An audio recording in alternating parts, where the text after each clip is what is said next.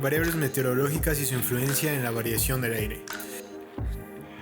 La meteorología es la ciencia encargada del estudio de la atmósfera, de sus propiedades y de los fenómenos que en ella tienen lugar, los llamados meteoros.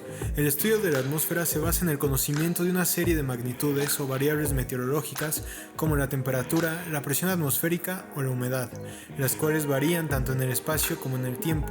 El comportamiento de las diversas variables climatológicas en el tiempo y en el espacio desde la antigüedad han llamado la atención al hombre, ya que están condicionadas para el medio ambiente en el cual se desarrollan sus actividades. La primera variable que analizaremos será la temperatura. Formalmente, la temperatura es una magnitud relacionada con la rapidez del movimiento de las partículas que constituyen la materia. Cuanto mayor agitación presentan estas, mayor será la temperatura. La temperatura del aire está condicionada principalmente por el balance de radiación solar, si bien también está muy influenciada por la naturaleza de superficie terrestre y muy particularmente por las diferencias entre tierra y agua, altitud y vientos dominantes. El aumento de la temperatura del aire responde a dos tipos de gradientes, térmico y bárico. El primero comprende la conducción y radiación. Consiste en un transporte de calor de un nivel térmico mayor a otro menor, sin producirse desplazamientos de materia.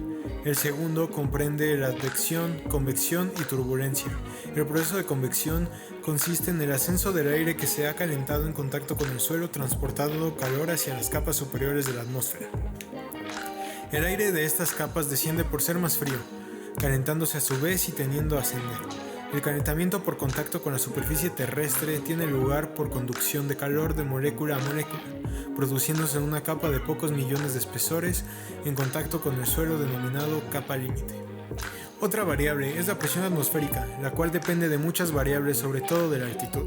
Cuanto más arriba de la atmósfera nos encontremos, la cantidad de aire por encima nuestro será menor, lo que hará que también sea menor la presión que éste ejerza sobre un cuerpo ubicado allí. Pero la presión atmosférica, además de la altitud, depende de muchas otras variables. La situación geográfica, la temperatura, la humedad y las condiciones meteorológicas son sus principales condicionantes. Precisamente la relación que existe entre la presión atmosférica y el tiempo en un lugar hace de esto una variable fundamental en la información meteorológica. La siguiente variable es el viento. El viento consiste en el movimiento de aire desde una zona hasta otra. Existen diversas causas que pueden provocar la existencia del viento, pero normalmente se origina cuando entre dos puntos se establece una cierta diferencia de presión o de temperatura. En el primer caso, cuando entre dos zonas la presión del aire es distinta, este tiende a moverse desde la zona de alta presión a la zona de baja presión. Algo similar a lo que ocurre dentro de un tubo de pasta de dientes cuando presionamos un extremo para hacer salir todo el contenido restante. Al apretar, lo que producimos es una diferencia de presión entre ese punto y el extremo abierto. Los meteorólogos dirían que se ha producido un gradiente o diferencia de presión entre ambos extremos. En el caso que sea una diferencia térmica el origen del viento, lo que ocurre es que cuando una masa de aire adquiere una temperatura superior a la de su entorno, su volumen aumenta, lo cual hace disminuir su densidad. Por efecto de la flotación, la masa de aire caliente ascenderá y su lugar será ocupado por otras masas de aire, que, en su desplazamiento, ocasionarán el viento. La radiación solar es una variante a tomar en cuenta. Utilizaremos un ejemplo bastante sencillo. Cuando un día caluroso de verano nos tumbamos al sol en la playa, notamos cómo nuestro cuerpo se calienta y eleva su temperatura. Lo que ha ocurrido es que los rayos solares, después de atravesar la atmósfera, han calentado nuestro cuerpo sin calentar apenas el aire.